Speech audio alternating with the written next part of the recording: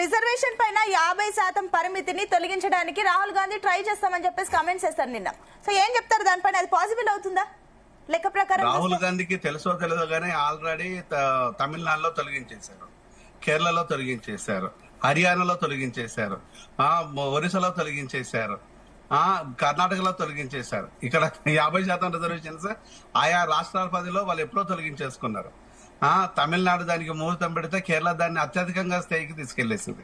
అంటే రాహుల్ కు కేరళ నుంచి ఎంపీగా గెలిచారు. సో కేరళలో ఏం జరుగుతుందో తెలియకపోవడం అనేది బాధాకరమైన విషయం. అది కాదు, ఇది ఒక పొలిటికల్ కామెంట్ కాదు చేయాల్సింది. ఇవన్నీ చేస్తున్నది ఇప్పుడు ఇంతకు ముందు దత్తాత్రేయ కావచ్చు, లేకపోతే లింగం కావచ్చు, వీళ్ళ మీద నాకు అపారమైన రెస్పెక్ట్ ఉంటుంది, ప్రేమ ఉంటుంది. సేమ్ టైం వచ్చేసి ఇది కాదు, ఒక పొలిటికల్ అంశాలు వేరు. సో ప్రాథమికంగా ప్రజలకు ఉన్న అంశాలు వేరు. ప్రాథమికంగా ప్రజలకు సంబంధించిన బీసీ ప్రజలకు సంబంధించిన అంశాల మీద డిబేట్ జరగాలి, అంతేగాని పొలిటికల్ అంశాల మీద కాదు. పొలిటికల్ అంశాల మీద డిబేట్ నిరంతరం ఉంటుంది, దాన్ని మనం ఆపలేము, అది నిరంతర ప్రక్రియ. కానీ ప్రాథమికంగా ఈ రోజు వచ్చిన ఈ డిబేట్ అనేది మన ప్రజలకు కోసం మాట్లాడితే మనకు మన ప్రజల మీద కొంతలో కొంత నమ్మకాన్ని ఏర్పడుతుంది. ఆ నమ్మకాన్ని కదా మనం చేయాల్సిందే. సో నేను ఆయన అన్న మాటలను తప్పు పట్టట్లేదు రాహుల్ని, కానీ రాహుల్కి ఇది తెలియాలి. రాష్ట్రాల పరిధిగా రాష్ట్రాలు దాన్ని పెంచేసుకున్నారు. అక్కడ ప్రజలను ఉద్దేశించేసి, ఆ ప్రజల సమస్యలను ఉద్దేశించేసి, అక్కడ ప్రజలకు ఉండే అవసరాలను ఉద్దేశించి పెంచేసుకున్నారు.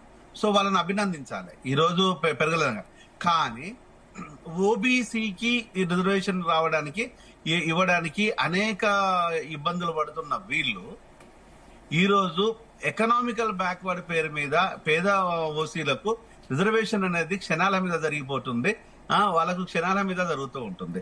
దాన్ని ఒకసారి అబ్జర్వ్ చేయాలి కదా. రాహుల్ దాని మీద కూడా స్పందించాలి కదా. దాన్ని స్పందిస్తే రేపు పొలిటికల్ గా ఏ ఇబ్బందులు వస్తాయో నిజంగా కనుక 10% ఓసీలు భారతదేశంలో ఉన్నారా, 10% ఓసీలు అనుకుందాం, ఉన్నారనుకుంది.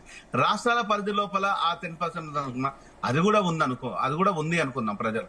మరి 10% కు 10% నిరుపేదలు నిరక్షరాస్యులు ఉన్నారా?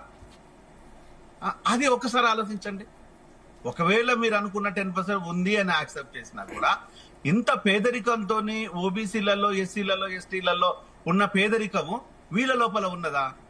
మరి దాన్ని కూడా గురించి కూడా మాట్లాడాలి కదా. అదెందుకు మాట్లాడరు? అది ఏ పార్టీ మాట్లాడరు? నేను మొదటి నుంచి చెప్తున్నాను, పార్టీలు అనేటివి మీ పార్టీ ప్రయోజనాల కోసం మాత్రం కాదు.